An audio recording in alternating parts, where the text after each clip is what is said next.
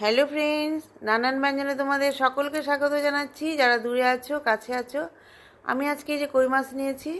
এখন এই মাছগুলোর মধ্যে আমি এখন লবণ হলুদ, এখন একটা বড় বাটিতে নিয়ে এলাম মাছটা। এখন একটু লবণ হলুদ দিয়ে দিচ্ছি, আর এখন একটু সর্ষের তেল দিয়ে দেব। দিয়ে মাছগুলোকে এখন ভালো করে একটু মাখিয়ে নেব। এগুলোকে ভালো করে মাখিয়ে নিচ্ছি। মাখিয়ে নিয়ে কিছুক্ষণ রেখে দেব। আর এখন দেখো আমি ফুলকপি আর আলু এটার মধ্যে একটু লবণ দিয়ে আমি একটু সিদ্ধ বসিয়েছি। মানে একদম সিদ্ধ করব না, মানে একটু ফুটিয়ে নেব আর কি। এখন একটা কড়াইতে তেল বসিয়ে দিয়েছি। এখন আমি মাছগুলোকে ভেজে নিচ্ছি। আমি চারটা চারটা করে মাছ ভেজে নেব, নাহলে একটা গায়ের সঙ্গে একটা গায়ে লেগে যাবে।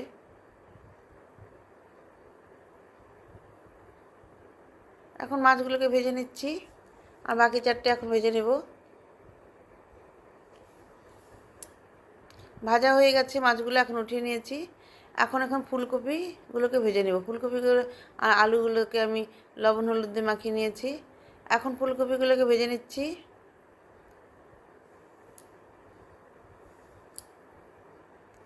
লাল লাল করে একদম ভেজে নিয়েছি। ভেজে নিয়ে তারপর আমি এখন এগুলোকে উঠিয়ে নেব।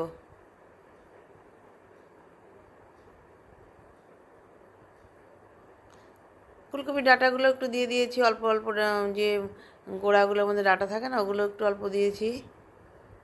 আর এখন এর মধ্যে একটু আলু দিয়ে দেব, কারণ এখন তো ফুলকপি জানোই তো।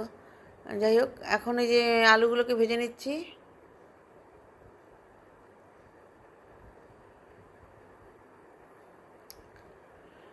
নতুন নতুন খেতে একটু ভালোই লাগে। এখন এর মধ্যে একটু তেলের মধ্যে তেজপাতা আর এলাচ আর দারচিনি ফোড়ন দিয়ে নিলাম।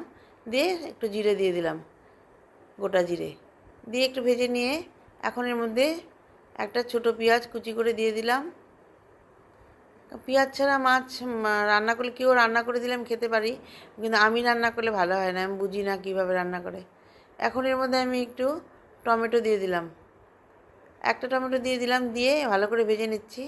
এখন একটু পেঁয়াজের পেস্ট দিয়ে দিলাম। পেঁয়াজের পেস্টটা দিয়ে ভালো করে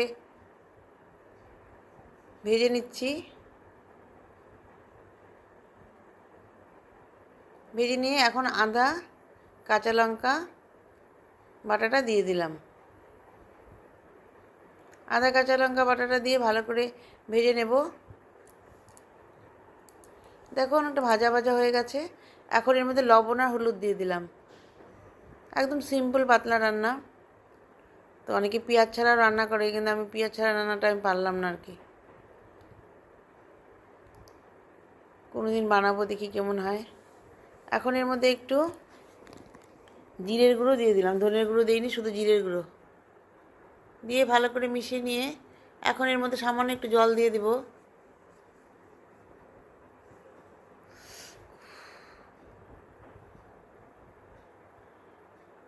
সামান্য একটু জল দিয়ে দিলাম।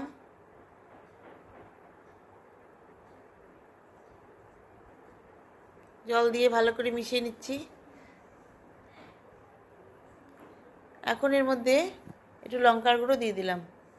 লঙ্কার গুঁড়ো দিয়ে ভালো করে মিশিয়ে নিয়ে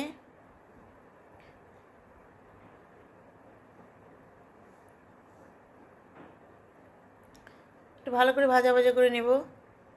নিয়ে এখন এর মধ্যে ফুলকপি আর আলুগুলোকে দিয়ে ভালো করে ভেজে মেখে নেব। এর মধ্যে ভালো করে মিশিয়ে নেব। বন্ধুরা, যারা দূর থেকে দেখছো বা কাছের থেকেও যদি কেউ দেখে থাকো, প্লিজ কমেন্টস করবে এবং সাবস্ক্রাইব করে একবারেই পাশে আসবে, এবং আমিও পরে তোমাদের কাছে যাব।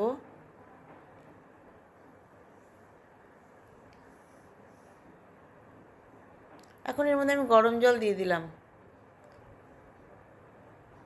গরম জল দিয়ে অনেকক্ষণ ফুটিয়ে নিব, কারণ কপির ডাঁটাগুলো একটু হয়তো শক্ত আছে, এগুলো সিদ্ধ হতে হবে। এখন এটাকে আমি একটু ঢেকে দেব। ঢেকে দিলাম। দেখো এখন ঝোলটা ফুটছে, ঢাকনাটা উঠিয়ে এখন এর মধ্যে মাছগুলোকে দিয়ে দিচ্ছি। মাছগুলোকে দিয়ে ঝোলের সাথে ভালো করে মিশিয়ে নেব।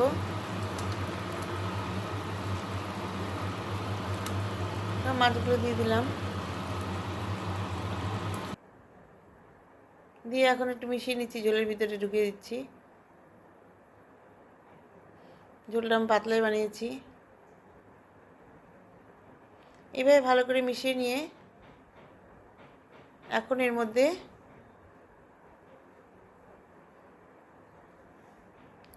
একটু কাঁচা লঙ্কা দিয়ে দিলাম 3টা, আর এখন একটু ধনেপাতা কুচি দিয়ে দেব। দিয়ে এখন আমি ঝোলটাকে নামিয়ে নেব। এভাবে আমার রান্নাটা বন্ধুরা হয়ে গেল। তোমরা যারা দেখছো তারা সবাই আমার পাশে থেকো। এখন আমি এটাকে সার্ভ করে দেব। আমার রান্না হয়ে গেছে। বন্ধুরা, তোমরা যেন সবাই ভালো থাকো এবং সুস্থ থাকো এই কামনা করি। নমস্কার।